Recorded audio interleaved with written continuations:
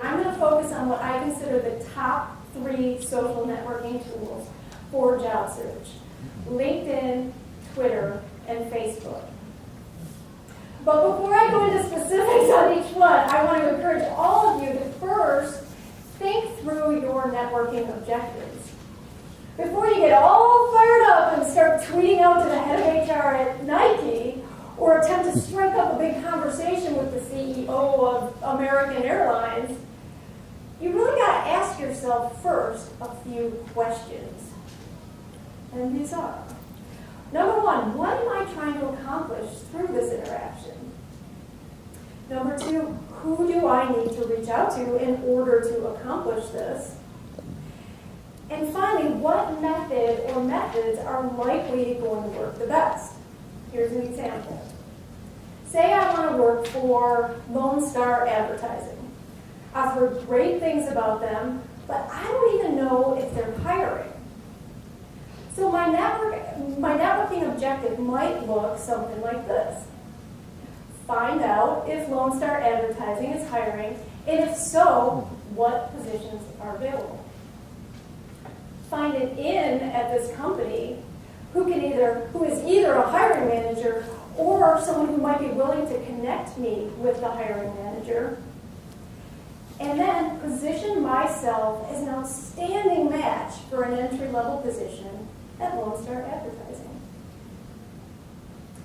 Now this is really a simple example, but you're going to set your networking objectives, and then you're going to ask yourself, who do I need to reach in order to accomplish these objectives? Doesn't my husband look like he's accomplishing something there? I'm telling you, that guy's got some energy. Anyway, who do I need to reach in order to accomplish these objectives? List out the name of the hiring manager, if you can figure that out, or others who might be of influence within this company. Maybe it's the creative director, maybe it's the VP of HR, or a staffing manager. And then finally, the most important piece to setting your networking objectives: ask yourself what specific networking methods are going to work the best to get me where I want to go. For me, I've deduced through my research that Lone Star is a pretty current, youthful, energetic kind of agency. So I'm figuring that their employees are over on Twitter. So then I'm going to incorporate Twitter into my strategy. I also found the HR director's profile on LinkedIn and a few high-level people within that company.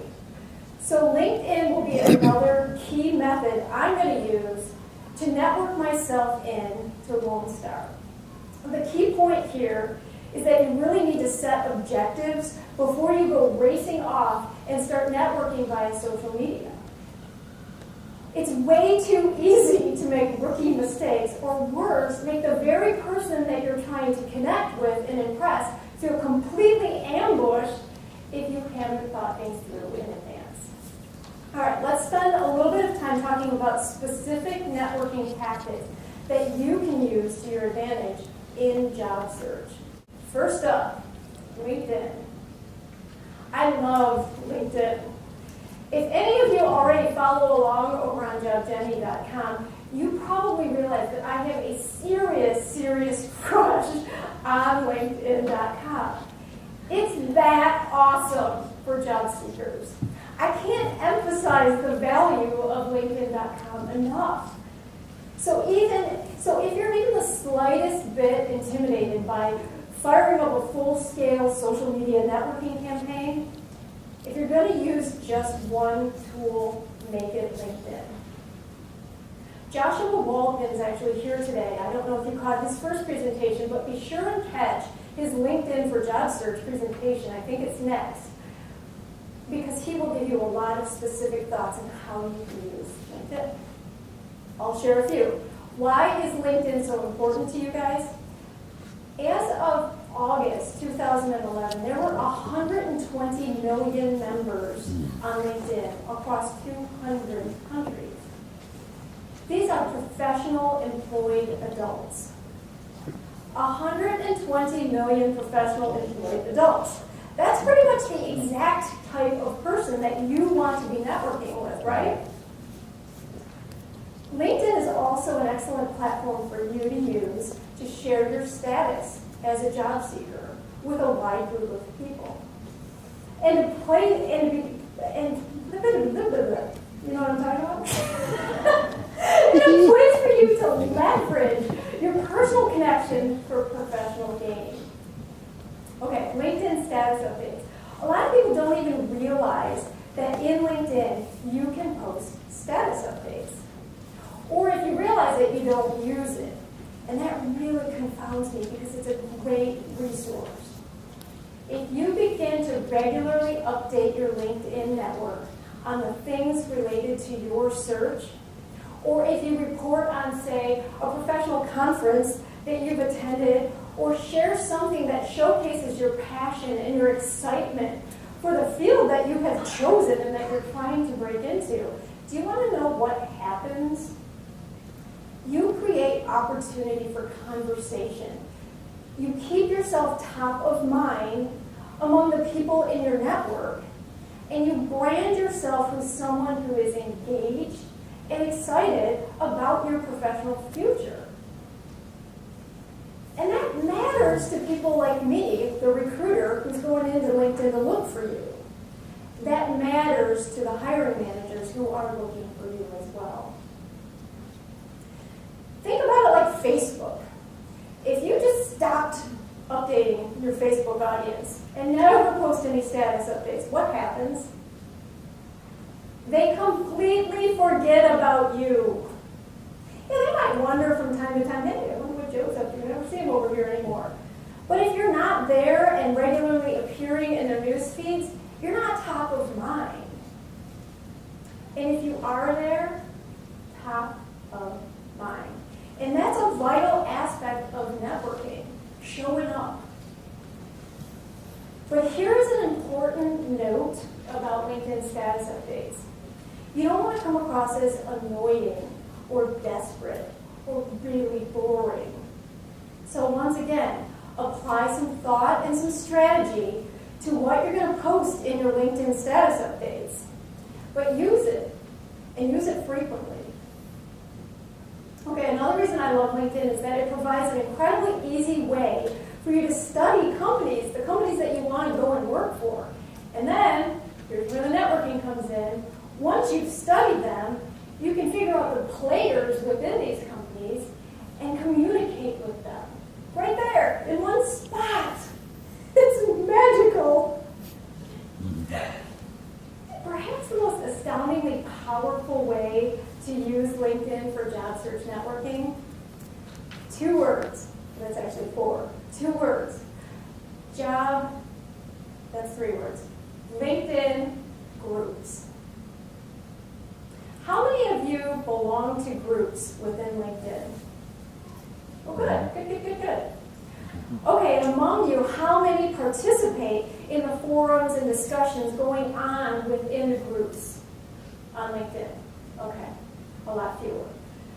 I can't possibly convey to you how powerful LinkedIn groups can be for job search networking. There are thousands of groups on LinkedIn, most of which have few or zero prerequisites to become a member of those groups. So it's very easy to get into a group. Industry groups, job seeker groups, alumni groups, special interest groups. There are lots and lots of groups. You need to pick a handful of them. Pick groups that you feel will expose you to the kinds of people that will be beneficial to your career path. Because that's really what it's all about. Exposing yourself to and interacting with people who are going to be or could be potentially great for your career progression. Maybe they're not useful immediately, but you want to build and grow with these people. For those of you who are already using groups, you probably understand that there are also job postings within the groups on LinkedIn, right? Recruiters and HR people, more and more, we post jobs within specific groups on LinkedIn. Why do we do this? For one, it's free, at least for now. So we'll go into a very specific group and post our job within the job boards there.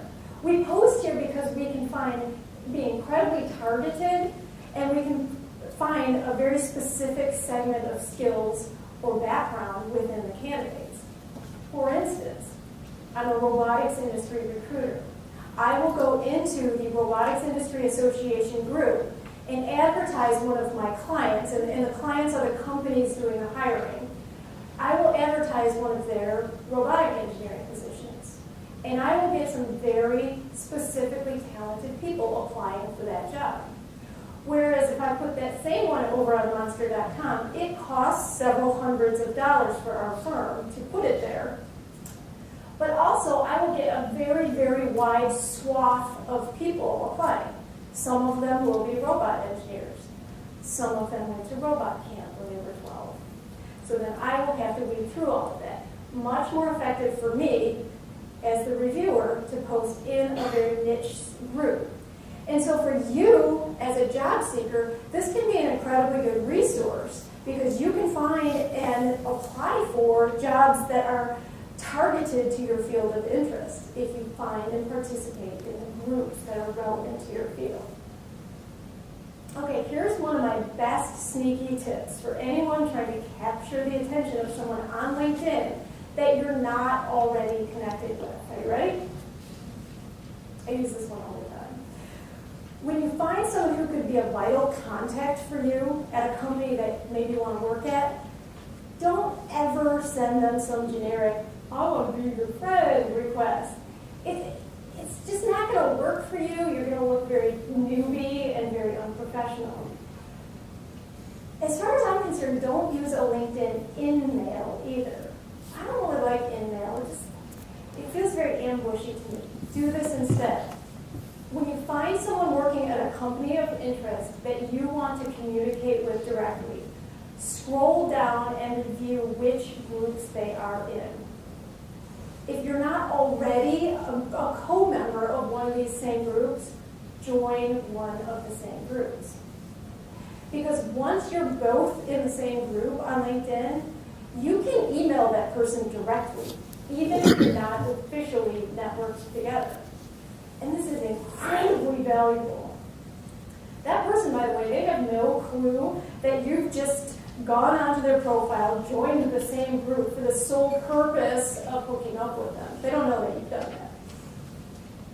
And so you want to send them an email. Something like, hey Fred, we're both members of the Word Lovers group on LinkedIn. Can't help but notice that you work for Scrabble. Man, I've had my eye on Scrabble since I've been a teenager. I would love to work there. Can I ask you just 2 quick questions? Think about the questions you want to ask them.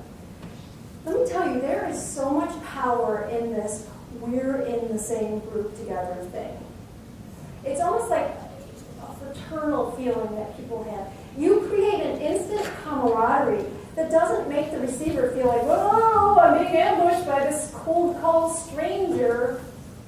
Instead, they feel more like, hey, this guy from my club is reaching out. Yeah, I'm going to help him. It works really, really well, and I highly recommend it. Just don't send your resume on that first contact. Don't even suggest that you want to. No ambushing allowed. Speaking of ambushing, all I'm going to say is don't. You've got to approach in a way that first builds a little rapport. Maybe you compliment them on some article that they've authored, or tell them how much you love something that is going on in their company or within their specific work group. Maybe you use a little bit of humor. I know it might come as a shock to you. I find that humor always goes a long way, so long as it's tasteful. Maybe you offer to help them out. Have you ever heard the term give to get? It's always easier to get something that you want if you first offer to give a little something of value, even if it's something small. The bottom line is you've got to go in with the assumption that you're going to need to build a little bit of rapport before you ask them to walk your resume over to their manager or go to bat for you. I use this analogy that you see up here. Would you ever dream of walking into a bar up to a stranger and say, hey, will you marry me? Right. Of course you wouldn't. So don't ask a stranger on LinkedIn to help you get a job without first building a little bit of a bond with them. So that's LinkedIn. And again, if you're going to use just one job search, a social media tool for job search, make it LinkedIn. And be sure to go to Joshua's thing, the next event. But Twitter and Facebook, they can also be really vital job search networking tools.